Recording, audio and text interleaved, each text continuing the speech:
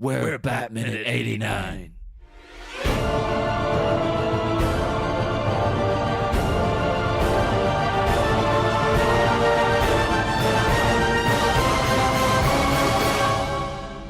Hello, and welcome once again to another week of Bat Minutes 89, the podcast where we analyze, scrutinize, and stand baffled by the poetry of Tim Burton's 1989 Batman film, 1 minute at a time. I am one of the hosts, Niall McGowan.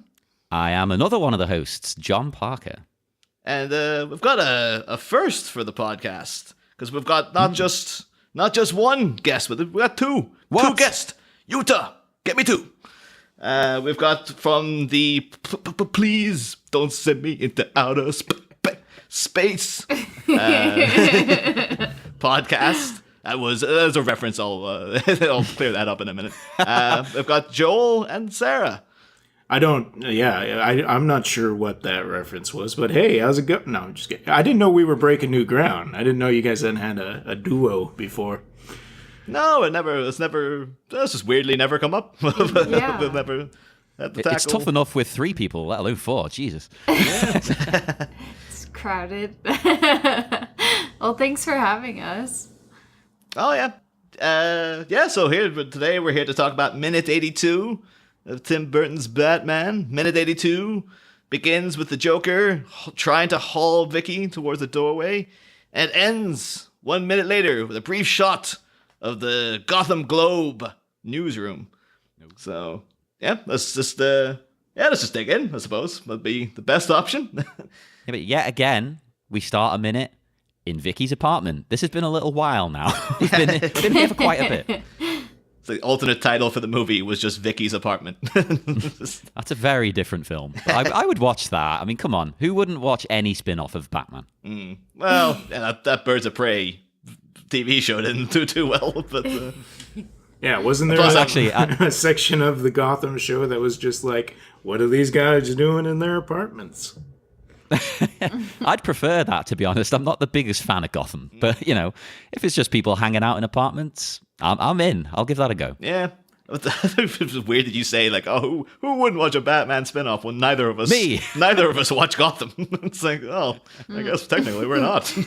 Yeah, we don't really watch it either. We tried it once. Oh, I think I made... Yeah, I think I got... Yeah, like 3 episodes in. I was like, nah, I'm out, man.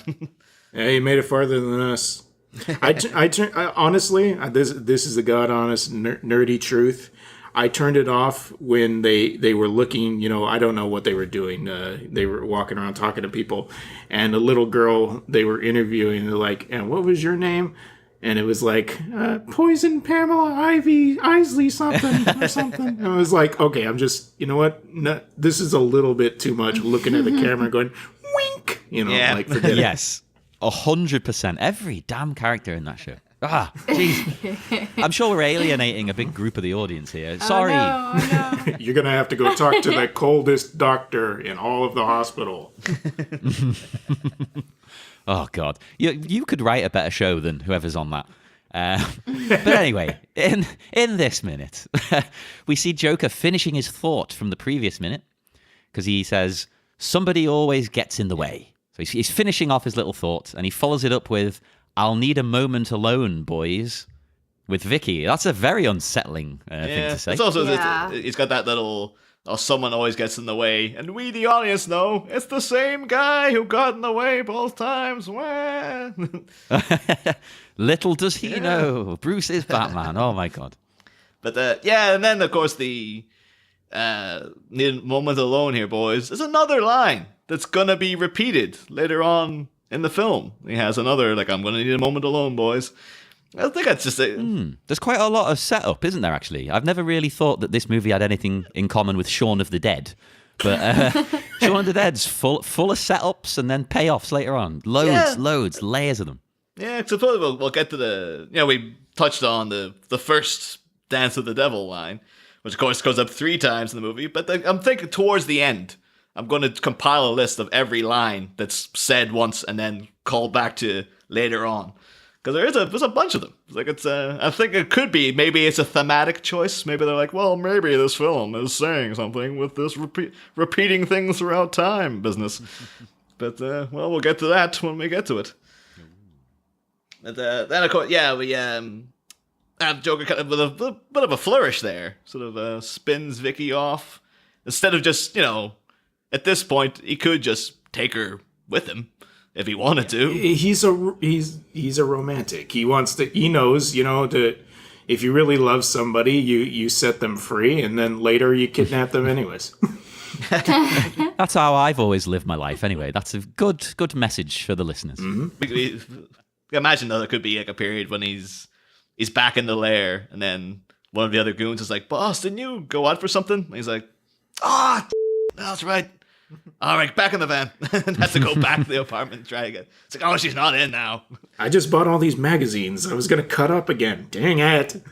We were just talking the other day about how scary Joker is in this movie versus some other Joker incarnations that, it seems like he's really capable of anything, and you don't know what to expect next from him. I don't remember if the minute I'm talking about has come or gone already yet, but with his girlfriend. Yeah. And you feel like he's really insane, and then he says, "Oh, I need a minute alone with her," and you're just like, you think to yourself, what the heck is gonna happen now? Exactly. Yeah. No, you are scared because he really does flip between personalities. Because a lot of Jokers are just crazy. Yeah. And they're just wild all the time. Whereas it's more subtle and it's more sinister and creepy. Yeah, definitely. It's bizarre hearing this guy referred to as subtle in any way. But yeah, I mean, I know what you're talking about. But yeah, it's visually not in so a much. strange manner. But I just really like his playing of it, that he's like, he seems to be acting like even he doesn't know what he's going to do next. Yeah, that is the point. I do think a lot of it, he is a lot on the fly. It's just like, I'm going to do this and then see what happens. And just, whereas that was always one of the things of, the Dark Knight version of the Joker, which is kind of up for interpretation. Because, he's got his whole thing like, oh, I'm an agent of chaos and I'm a dog chasing cars and all this stuff. Well, it almost seems to be kind of all talk in his behalf because he has everything so intricately planned that it's like, exactly. Right. He's got contingencies upon contingencies for like, well, this happens and I'll do this and all this sort of thing. So I think he's more like, he likes the idea of chaos. And then I'm sure like the Dark Knight Minute guys will get into that because what inherently he does with Harvey Dent is turn him into a person who is entirely based on chaos because he's leaving everything up to the flip of a coin and stuff. But whereas the Joker's entirely planned everything out. But yeah, this version does seem to be kind of like, I was sitting around the apartment and I was like, I'll pop in and see Vicki Vale for a bit. And now he's like, I'm gonna go just do something else, He's like Jazz in that they've got the sheet music, and he's like, okay, we're gonna go see the museum, and the first part of the Jazz segment is them like warming up, and then a couple lines down it just says, and now wing it. Like whatever's happening. Hey, Vicki Vale's here. Oh, Batman showed up. Whoa, I like this painting. I'd never thought of that. Yeah, like Jazz. That's perfect. It does seem a little bit too in some parts of the movie that he's just bored. Like, that he's like, okay, I'm going to do something else now. Yeah, definitely, because he's reverting back to almost how he was in his childhood, because we were talking about it recently, actually, in last week's Minutes, I think, Niall, where when he was younger, he was wild, and he would do whatever he wanted. And he seems to have refined himself a bit more now. So I think now he's as a man. But then once he becomes the Joker, he's like, screw it, like my filter's gone. If I want to do that, I'm going to do that. Nothing's stopping me. I don't care anymore. Right. And also last week we did touch upon his sort of is bored now kind of like thing of like when Bruce Wayne was doing this whole like, let me tell you about this guy Jack, and he's all really like, ooh, what's happening here? Like he's really into this. And then as soon as the Let's Get Nuts happened, he's just like, I'm just gonna shoot this guy. It's just like he's really like, all right, that's done. Right. I'm over this. Right. Yeah, he's bored of that, as you say. Although, well, going back to the actual what's happening here in this minute. You mentioned the way he spins her away in like a little Yeah. dance move almost. It's interesting though because he spins her in a dance move, but it's like aggressive. So he's kind of simultaneously flirting and being intimidating, which is kind of like his whole approach to kidnapping her and and trying to woo her at the same time. Anyway, he's like, I'm going to intimidate her, but I'm also going to seduce her. So, Right. which is a strange approach. I'm assuming another thing he's probably potentially trying to do in an attempt to woo is do poetry, which is I've just written. Oh man, you're the new Joker. But he's I really like Vicky's outfit. yeah, it's only really here we get seeing the actual outfits because for years too. Again, this is mentioned this a few times. Back in the day, growing up, when you just had to watch this in VHS, that just looked like a black dress. But now you can see the detail of it. It's like it's got like a kind of I don't know how you describe what that is. It's like a weird Stitching? I don't know what you'd really piping. It looks like it's got one of those design details like dresses did in the 40s with a gathered area at one side. It might be made of velvet. I wore a dress like that to prom that was sleeveless. That was from the 40s. So did I. Anyway, so I tangent there. Sorry. Well, no, that would actually tie in a way because this whole movie is confused about when it's set. So that would be perfect if she's wearing clothes that are 40s inspired because some stuff's 80s, some stuff's 30s. There's all kinds of strange things going on with the time. That's Gotham for you, like in general. I mean, like if you think about the animated series, they are all driving, the old Studebakers and the DeSotos and stuff like that. But Batman's got the latest equipment too. And this one though, it's very much like almost the whole thing is like, this could be like set in the 40s, and all of a sudden like, here's some prints. Let's just throw in prints, splashing with that paint. Whoa. Prince fits into every era. Come on. Hell yeah. Well, we got that shot of Vicki, as he's backing out of the room. In that still, because you can see the kitchen behind her. Right. And there is... I'm looking at the same thing. Yeah, there's a weird... I'm assuming it's like a cookie jar, or there's something. There's some kind of... I can't make out if it's like a donkey, or like a cow, or some kind of... Oh, right, like a cartoon thing with a hat. It looks like a bust or something with like... No, it was a butt. You're right. It's a butt cookie don't jar. know. That's a new one. The apartment looks really cool too. I'm going to zoom in on this. I just took a screenshot, and I'm going to zoom in. Yeah, that doesn't clear it up any. But I really like the symmetry of the shot, the way she's like exactly in the center of the arc that's in the background. That's cool. Perfect. I was really hoping this thing was going to be like, this is going to be some kind of, an Easter egg, or it's going to say something about something. But, Oh yeah, that'd be cool. Oh yeah, it's the bust with the button in it. I thought it was a cookie jar, but I thought it was a lamb. a lamb? Maybe. Yeah. But then at the same time, I don't know what that's saying because she's not like a scared lamb. I know she's scared in this scene, but she's proven to be a pretty tough cookie, one could say. Yeah. It's a metaphor for her. Okay.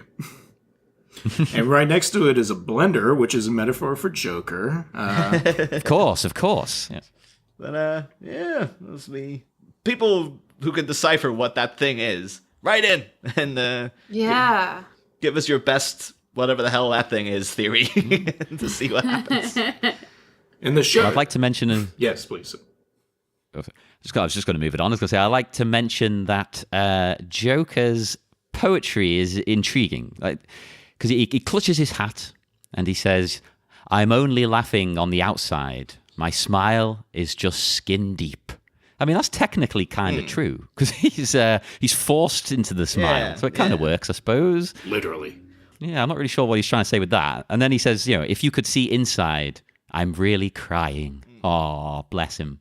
And his hilarious little sad acting he does when he says that. He's like, oh, woe is me. Yeah, the whole thing is like, you have to wonder, is any of this like genuine? Or is this like, is it again just him? Because he No. did this already in this scene where he was the whole like, well, Alicia threw herself out the window, but you can't make an omelet without breaking some eggs. You know, like he just really pretends he's sad and then just swoops into like, no, I'm just kidding. And this is kind of like, oh, and I'm not all just some lunatic psycho. Like I've got depth, and then he kind of spins it with a real, not just like, oh no, I was joking. The fact he points at her. As if like, gotcha, as if, Yeah, yeah. really as if she was always like, oh, maybe I could fall for this guy. Oh, wait a minute, he's been joking this whole time. Yeah, I don't. Hey. Yeah, I don't think he feels emotions like he's got three emotions. He's got the constant like lunacy, joy he has. He's got kind of a manic anger, laughter thing, and then he has fear, which you don't see until later. Yeah. But I think that's about all he can like muster out of his body. This whole sadness thing is just like I said, it's part of his trying to woo people. Like, no, I know I'm acting this way, but I'm not crazy. Just a little bit, Yeah. Well, that's the thing, yeah, because he then goes against that, because then he finishes his line with, you might join me for a weep. But then he flips again and he starts cackling at that. So he's all over the place. As you say, he's like, oh, I'm sad. Oh, I'm crazy. Oh. So you don't really know ever how to take him or what's going on. Yeah. That's And then he kind of does this move here kind of a dance. out of the doorway. What the hell is that? And that's also I've actually got a note on that specifically. Oh, please. Oh. Apparently, this was a thing. It was called the bird dance, and it was swiped from a friend. Apparently, this was it was an improv by Jack Nicholson, and it was swiped from an actor friend of his called Clegg Hoyt, which is and I looked him up, and he's like one of those old, like kind of Gabby Hayes-esque Western actors who was just like an old man in Westerns forever. So if you look at like any Western TV show, Clegg Hoyt was in it at some point. Okay. And he did his own version of that chicken dance, eh? yeah, and then apparently Jack Nicholson and him were friends. I guess because one thing that stuck out was that he was in an episode of The Monkees, and Jack Nicholson co-wrote Head, the Monkees movie. So maybe he knows him through that or something. But Yeah. yeah, apparently he just did this, and Jack's like, yeah, I'm taking it. That's it. I mean, Wait, so the dance was like blowing a raspberry and thrusting your crotch skyward and zooming Yeah, off. maybe. That's not much of a dance. Maybe there's more to it. It looks like he's raising his leg like he's about to go into a whole thing. So maybe that's just the beginning of it. And it's like you describing him as an old Western actor makes me think that this dance probably was originally intended to be like oh no, there's gunfight going on, woo woo woo woo woo, flying off the handle, like I gotta get out of here.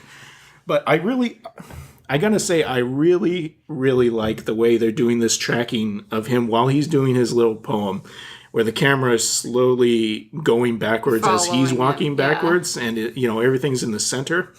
And then it cuts back very briefly, for our reaction shot from Vicki Vale. When it comes back, that's when Joker's got his arms in the air. He does his little ballet swoop, and then whoop, chicken, whoop. I also have to. We'd be remiss if we didn't. That's actually weird enough. I swiped that from the phrase I only know. I've only ever heard it done in Deadwood, the Western TV show. Remiss. It's just always we call him JB. What's a JB? Is like I would be remiss, and then just constantly every episode. That was his name. But From now on, do we have to do voices like we're in Deadwood then? Because I'm not the best at improv. I don't know. In editing, if I can be bothered with all the beeping out of the swearing. That's all you need to say. Sucker. I would be remiss if we didn't mention the erotic painting, or it's not if it's erotic, but it's just a painting of a naked woman just outside, which I can imagine in an apartment building would probably be like there would be purses clutched to the chest and men raveling in outrage of you can't have that up. There's children around this building, and etc. etc. This is a nice apartment building. They don't have children. It's one of those places that's like you're not allowed to have children on this floor. Yeah, children are considered the same as like having a dog. Like, no, You can't have that. Exactly. Here. Get No that out. noise, none of that. No jokers, no bullets. And Neil, I know I just met you, like literally about 20 minutes ago, but it's interesting to me that you thought that painting was erotic. Let's talk about that. No, I'm just kidding. Well, I mean, why not? It's pretty erotic, I would say. It is yes. It's a reclining nude. Yeah. Yeah. Kind of. She's leaning on one arm. It's- I feel like Do you recognize the artist? Sarah is an artist, so she's taken a lot of she studied a lot of stuff. Let's see if we can figure out who this is. I'm thinking Picasso. No, that's not true. Not even. I'm not an artist, so I did write an essay about a similar art piece. I'm trying to think who it was by, though. This was ages ago now. It's flown from my mind. Oh, no. yeah. Oh, no, I can't place it. this movie's full of that, like artwork, just in the background. I mean, obviously they have that whole trip in the museum, and he keeps that bacon painting. I don't think this is bacon, but Oh, no. Definitely not. yeah. But it'd be great if it was maybe a bacon painting. And as Joker was leaving, he just nabbed it off the wall. Yeah. Just left. Another one. I'm having for that. my I collection. enjoy saying the phrase bacon painting. Just Bacon It's a painting, bacon bacon painting. Bacon painting. You seen that new bacon painting? It's pretty good. It works even better in the accent. Oh, yeah. Well, I was originally making my notes too, because you can see behind him the sign for like which rooms are up on this floor. And when I first saw it, I thought it said apartments 4,387. I was like, there's 4,000 apartments in this, but what it actually means is it's apartments 43 through 87. What the hell? You thought this was the Fifth Element? Yeah, Giant buildings. particularly how freaking huge that apartment is. Like, That's everyone else lives in like a broom closet or something. I mean, Yeah, Jesus. that's a strange numbering system. Anyways, I mean, what floor are they on? The first? It didn't say in the script I was reading, but it wasn't the final script I went through for this minute. I was looking at a few of the other drafts. Oh, I It thought didn't they mention. would say the apartment, Vicki Vale's apartment number on it. That's interesting. Sometimes. Yeah, sometimes they do, though. Yeah. Sometimes, but some people go too much on the scripts and they go overboard. Yeah. Stuff you don't need to know. It says she's in apartment B, which means we shouldn't trust her. No, it doesn't say that. No. But then, yeah, as Joker scampers off, Vicki turns around to attend to the dead body in her apartment to find out it's not there anymore. Bruce has What? disappeared. It's a Force ghost. Yeah. Oh my god, that'd be great. We need a crossover. Now you guys were watching. Obviously, you've been watching this minute by minute. I haven't watched the whole movie in about 2 years. Is there a part where he takes this very sturdy-looking tray and sticks it in his jacket? You don't. Oh, wait. Yeah, you do. Oh, Don't you? You see him Yeah. with the tray. You don't see him insert it. You see him getting it and then sort of having a think about what to do. Yeah, he's looking at it like, I have something up my sleeve. Yeah, 'Cause I think I'm this is supposed to be a bit of a twisteroo for the audience who might have been like, Batman's dead. I was just imagining, like, actually doing that, because I know that kind of tray, like, it doesn't matter how well it's made. Once it's in there, it's going to be making that clunk, clunk, clunk, because the bottom is putting away. So I can just imagine him, when he breaks that vase, punk, punk, punk, But when Vicky goes to retrieve the tray, which he's just, the fact, again, we kind of alluded to it last week, but, Joker's showing up here. Most of the damage to Vicky's apartment, that vase been broken and this tray been wrecked. It's all Bruce Wayne's fault. So he should be paying for that vase, at least. And then, He's a rich billionaire, enough. yeah. He'll just chuck money. Exactly. Yeah. but you could be like, oh, my grandmother brought this vase over, with its incredibly, valuable, sentimental value. And it'd be something, geez, if one of his grandmother's ashes were that was an urn, and she was in it. Oh, that would have been great. And then the ash goes in Joker's face. Wait, that's so. I mean, yeah, he's a billionaire, but obviously she's one of the highest paying reporters on the planet based on this apartment. Oh, yeah, we were talking about this with George last week. Like, how can she afford this Yeah. apartment? It makes no The sense. only thing is that maybe it's a sublet, and she's just staying. Like, this is someone she knows who's already there, and like she's like, "Oh, I'm staying here while I get set up," because she only just arrived in Gotham, and maybe so. This could be like she has a friend who's incredibly well off, and she's just house sitting for a bit. But But you don't get any allusions to that in the script. It just seems to be like, at the time you would have taken it. It's like, yeah, apparently she's able to afford this massive apartment. These are one of those things we were talking. I've talked to some of my friends about that gave us the unrealistic expectations of what we might be able to have when we were older. What do you mean? Our apartment looks exactly like that. For me as well, that was also Friends. Oh, I thought, yeah. Definitely. When I'm in my mid-20s, I'll live in an apartment like that. Yeah. Surely. That's what everyone To be does, fair right? to Friends, Yeah, though, I think they specify that, like, Monica's apartment is her grandmother's apartment, so she's like inherited that, so that's why that's quite nice. Yeah. And then Joey and Chandler's place is a bit of a kip. It's a bit kind of a dump. Yeah. It's big, but it's not all that nice, I guess. A bit normal, more like a regular apartment. Yeah. And they've all got 20 roommates, so.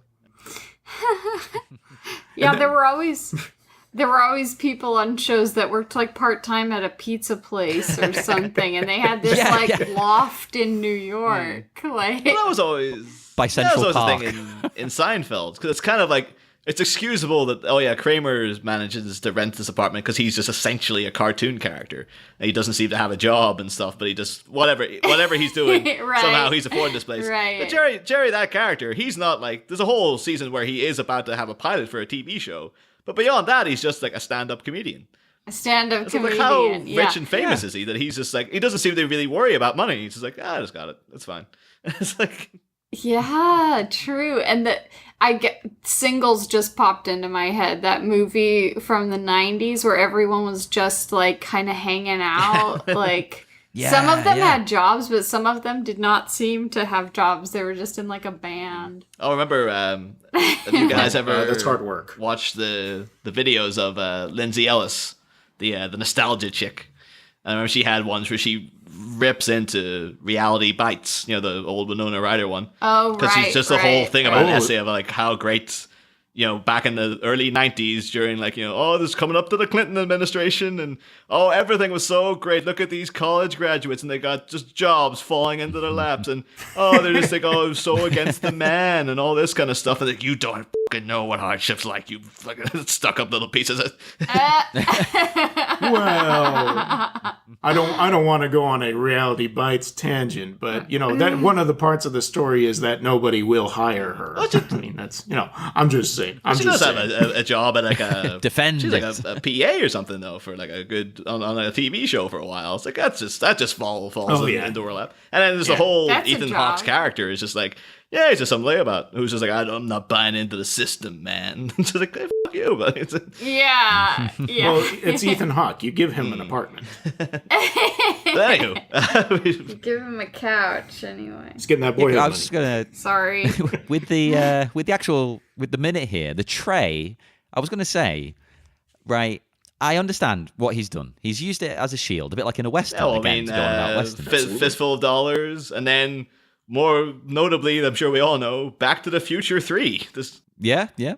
But this tray, is it thick enough and strong enough to do that? Because well, the thing is, you see the bullets meshed into it, and then that's the indentation on the other side, and that makes me think like, no matter what, that would have really, really, really hurt. Like, that would have been like, you would have probably, I'm sure it's fair enough that he's Batman and stuff, but like, and his way out, you would have heard like, oh, Jesus, I'm trying to, because that would have been painful. He's gonna have a big purple blooming bruise right on his chest there. For sure. I would have liked it if Vicki found a trail of blood where he'd crawled away. Yeah. He's Batman. He cleaned that up before he left. Or like, are you seeing Alfred coming in to clean it up for him? Swinging exactly, into the window. Alfred. No problems. Yeah, I think if I were her, I'd find it odd that he wasn't there anymore. I mean, maybe he snuck off to try and help, but... Well, I mean, we can get into... Yeah, I would sort of be like, okay... At the beginning of the next minute, there's a whole big sequence we'll have to talk about that's not in the movie, but explains exactly why he's not there anymore and stuff. Yeah, it's this is another real tip of the hand though, because we were talking about this last week, where him coming up to the Joker and being all like, I know who you are, and like really, he's really showing his hand of being like, by the way, I'm Batman. Like, he's not. You think he would be trying to disguise it a bit more? But this as well. Vicki Vale turned around and was like, "Oh, he's just gone. This is really weird. Is this guy? Is he like Batman or something? Wait a minute, he's Batman." It's like, why isn't he sticking around to be like, "Oh no, it's okay. I gotta go, Vicki." He's just leaving under the most suspicious circumstances imaginable. Right. Well, speaking of suspicious as well, Vicki, of course, then notices Joker has left her a present, gift wrapped and with a Joker-coloured bow. So he's put a lot of effort into getting a nice green bow, but it's just a plain brown box. That's lazy. Why? Come on. Why? Just why? Why would she open it? Yeah, exactly. That was my point. Why? I don't know. I'd be kind of curious. Everything you've seen of this guy so far, you know it's going to be something crazy. Don't you? Yeah, maybe some more acid in the face. But the way she opens it's a real like, oh, well, better see what he got me. It's kind of like I'm so exasperated. again we talked about last week, like the other drafts of the script. They have the package arrives in advance, and Bruce's the whole thing is like, I'm gonna check out what this is, and he sends Vicki into another room because he's got the utility belt with him, and he's trying to like scan it to see what it is and stuff, which makes more sense beyond him having the utility belt there. Like that doesn't make much sense. But Is he wearing it under his clothes, or does he just have it like tucked in? I think he's got like a shoulder, like a carry-all kind of thing, and he's like, oh, I've got the utility belt. Oh, he's got a Chewbacca style bandolier. Yeah. Okay. In those other versions of the script, though, because we see here is that it's a hand with a bunch of like they're not quite wilted, but they're not healthy looking flowers, Right. and it's sort of like well, whatever. But in the original other versions of the script, this was supposed to be a box full of ears, which was supposed to be wax Yikes. ears. They did specify as wax, but I thought if you're gonna do it, go the whole way and have them be actual human ears at least. So, Oh, who's the artist that did the melting clocks? Dolly. So Dolly, I was gonna say that like he has some ear imagery too in his stuff, and I was gonna say that this like hand holding flowers, on a spring. I was like, that's kind of Dolly itself. So that's. it is actually. Yeah, I hadn't thought about that. That's a good little connection. But yeah, I think the thing with the ears they were trying to go for was the Van Gogh, the connection of he saw. Oh, yeah, that Of course. would make sense. Yeah, yeah, I guess that's what most people think of when they think of ear and artist. But yeah, I just thought that was a bit of I would have taken that, but the fact that they in the script they go like, oh, it's wax ears, but it's like, it's the Joker. Why wouldn't he send her a box full of like random human ears that he's come across somehow? Yes, I could fully imagine that. Because I mean, this porcelain hand is weird. It is. Because I've got like 50 questions about this hand, so I'll save them for a second. If you've got another thing to say about those ears, No, I was just gonna. no, like there's too many questions to list here. Because first of all, like it's clearly porcelain or something. So do you think like it's Jack's hand that he's like molded it on his own hand? Maybe. Has he purchased it somewhere? That's a Rachmaninoff. Somebody made a mold. Oh yes. It looks It looks like it might have something like a porcelain exterior on it, that maybe it came from a mold that was then covered in something or cast. Maybe it was like they did a wax and then they cast it or something. Or this is the third Addams Family movie, and this is what happened to Thing. Oh my God. Oh yes. Imagine if it just started moving. That would be great. That'd be creepy. Yeah. I mean, my only other thought was that maybe this hand in the world of the movie, like, did he maybe? It's a bit big, but maybe he molded it after Alicia, because he's already done like a mold of her face and killed her. Yeah, So the it's like mask and stuff. And yeah. So maybe he did like her hands and feet, all sorts of I don't things. know. Could be like just like while with the dead body, he's like, oh, before you get rid of that body, I was gonna mess around with a hand for a bit. And Give us a couple of hours with it. But this looks like a big meaty Jack Palance mitt. I'm just Yeah. I think this is Tim Burton. I think Tim Burton was, involved in the style really heavily in the movie, but it seems like it was tempered more than it is in some of his other ones. Definitely. Because it seems like it's not a full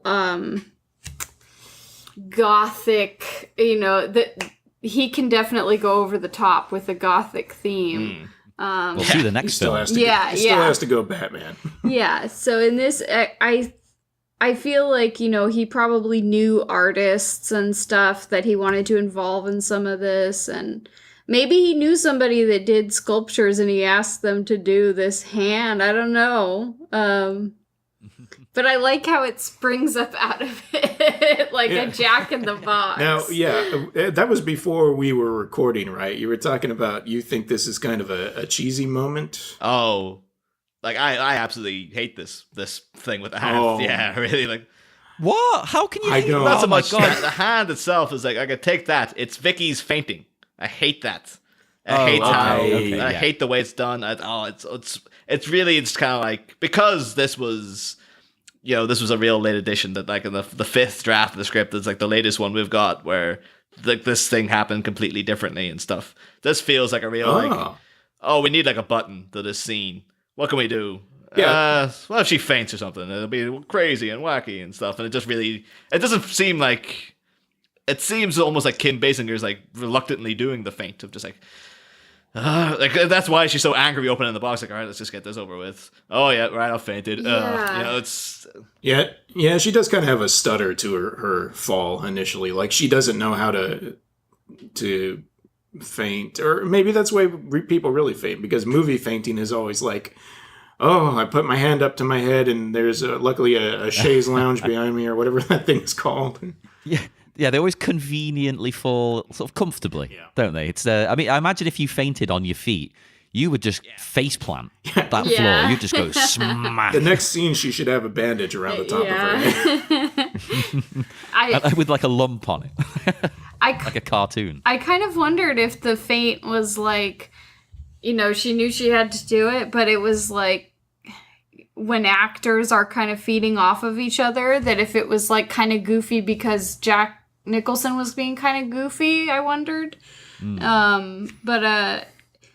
Yeah, it seems like it almost would have been better if it was like a reaction shot of her eyes or something, like like something that was less like, I don't know. Well, it fits with that music. There's like a music bump Yeah, that that's I true. like. Like I'm sorry, I do really like this. I know it is goofy, but the whole scene just comes off as goofy. With everybody dancing around. It is scary when Joker just full on shoots Bruce, but at the end when he's still kind of dancing around, leaves. She realizes that Bruce must still be alive, and then goes and opens that package. And it's like dun dun dun dun.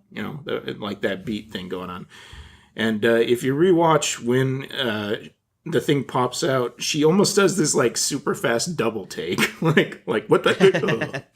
It could be that was a thing that, like, because of everyone getting to do stuff. Like, Michael Keaton in this scene gets to do is like, oh, come on, let's get nuts. And Jack just gets to be the Joker and go crazy. And she's like, I want to do something. Come on, let me do, something crazy. Like, all right, you can feint. So can you do like a really comedic feint? Like, oh, I can do the best comedic feint. And like, you got 30 years later, like a guy who's analyzing this film, likes this film enough to analyze it minute by minute, saying, I don't like that one bit. That didn't win me over. You demand that she does one of those flips where her feet are in the air. I'd be interested to know how she felt about doing it. I don't know. But I was going to say, I think that it's the investigative journalist in her that makes her want to open the box. Oh. I think. Yeah. That she has to know what's in there. Yeah, Gwyneth Paltrow's Exactly, head. Yeah. You can't be an investigative journalist. I was going to just call her an investigator then. You can't be one of them and not want to open that box. Right. I mean, even I want to, and I'm not. Yeah. I'm just like, what is it? Because it's going to be something weird. Yeah. Everything he's done has been weird and kooky and kind of interesting. Right. Yeah, she's a real Tintin. But that's, after this we do get a quick jump to the Gotham Globe newsroom, but we can talk about all that next minute. Millisecond, yeah. Yeah. I mean, that's everything I've got for this particular minute. It is pretty good how this minute, like, for, I feel like we're special. That I don't know how often this has happened where you guys' minutes have lined up almost exactly to where a scene would close. Like, But actually, I think it happened, like, Yeah. it must have been like 2 or 3 weeks back, So remember, it had the whole thing of like, Vicki Vale going like, oh yeah, calling up Knox and being like, I got something. Oh, it's really hot, and it's her telling him, oh, this is how Batman's cracked the Joker's whole chemical code. And the end of that minute was like the newspapers jumping down, going like, Batman cracks Joker's chemical codes, and the music kind of goes dun, and it ends, and then that's exactly where the minute ends. It's just like, oh, the guy was like a little mini movie in itself, of just like, Yeah, we got a nice short film. And it ends with by minute. That's cool. stanza. Does anyone have any more notes for this one, or should we press on? The only other thing I was gonna say is that the apartment is like 20s-ish. I didn't want people to think I was saying the apartment's 40s-ish just because I thought her dress looked like it might be gathered in some area. Well, again, though, that's what's cool. It's like everything, like because the apartment is kind of like Art Deco. Yeah. So mixing and matching eras and worlds. It's pretty cool, that. Someone hearing this whole, listening to this, been like, she said that dress was 40s, and I know that apartment's 20s. I can't. Yep. Who are these? Who are these clowns that get into this show? They don't. They're gonna stalk us to our podcast She and said be like, she was an artist, but she doesn't know anything. That's the internet for you. You're going to get criticized anyway, so who cares? Right. yeah, we don't have one of those kind of listeners yet, so we're missing out. But speaking of your podcast, you guys want to, before we wrap up, do you want to plug? Please don't send me into outer space. I should, in case people don't know, when I was doing that, please don't send me into that earlier. That's in reference to what I'm assuming the podcast is named after, the song "Please Don't Send Me Into Outer Space" by Justin Timberlake, Kylo Ren, and Poe Dameron from Inside Llewellyn Davis. And that's the way it sang. So I wasn't just me like going crazy for a second. There was a legitimate reason.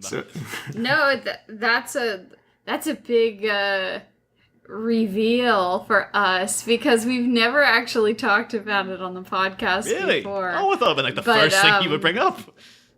It's funny. Yeah, it's funny. Most of our friends don't even realize it. We were watching that movie Inside Llewellyn Davis the other day, and one of our friends goes, "Wait a minute! This is like the name of your podcast." Yeah. And it's misquoted. I remembered the words differently, and we were just talking about possibly naming the show that, or the podcast. Yeah, the line from the song is "Please don't shoot me into outer space," but hey, whatever. Oh. Yeah. So Well, you've got the scoop here first, listeners. There you go. no. Breaking news. Don't tell. this isn't going to Be like this. You've been recording this? This episode will air just a bundle of can- papers with Batman 89 cracks. Please don't send me into outer space code. Oh yeah, headline. Da, da, da. Yeah. If you do want us to cut that, we will. No. No, it's okay. Joel's just he probably wanted it to remain secret. Oh, no, I don't care. No, you don't. Okay. I don't. If somebody wants to talk about it, yeah, it's cool. Cool. Yeah, so our podcast, Please Don't Send Me Outer Space, is weekly. We cover a new science fiction or fantasy movie. And it's just me, Sarah, and our pal Aaron, just, talking about the cool things that happen. Sometimes we go through the whole plot, sometimes we don't. Depends, it depends on how we're feeling. And we don't just watch, the well-known stuff. We have covered, obviously, we've covered RoboCop. We've covered Big Trouble in Little China. We haven't done any Star Wars yet, but we'll get there. Oh, that's not true. We did Rogue One when that came out. But we also have a system in place where we randomly select a movie, and that's given us some gems, like we watched Desert Warrior, which is a Lou Ferrigno post-apocalyptic movie that is... Sold. It's kind of bad. We have fun sometimes when we do the random movies because you never know what you're gonna get. Yeah. And That is an amazing idea. science fiction and fantasy movies, there are so many odd movies out there that That one you did. What do you call them? The Drew Barrymore one. Was it Doppelganger or something? Doppelganger. Yeah, and it's just like because it's going along. It's basically like a kind of porn movie for like 90 minutes, and then it just turns a little freaking crazy in the last 10. It's just like, where the fuck did that come from? Exactly. Yeah. You stick through because it's funny bad, and it's got weird imagery going on, and at the end you're like, what the? Yeah, we were shocked. Well, make sure to check out the podcast in general, but especially that one, everybody, because that sounds great. And check us out as well. We are all over the internet. We're at Facebook at BatMinute89. And we have the BatMinute 89 Listeners Society, so you can chat to us there. And we're on Twitter and Instagram. Again, it's just at BatMinute 89. You can just find us there. And send us a message, because we love chatting to everyone. And make sure to rate, review, and subscribe on iTunes, because that's very, very helpful. And we will be back again on Wednesday, where we will have minute 84. Sorry, no. Where we will have minute 83 of Batman. See you then. Next time, microfiche mulling, as our rabid reporters unravel revelations on a homicide double, what trouble bubbles under the rubble of enigmatic exponent Bruce Wayne. Find out Wednesday, same Bat Pod. Different Bat Minute.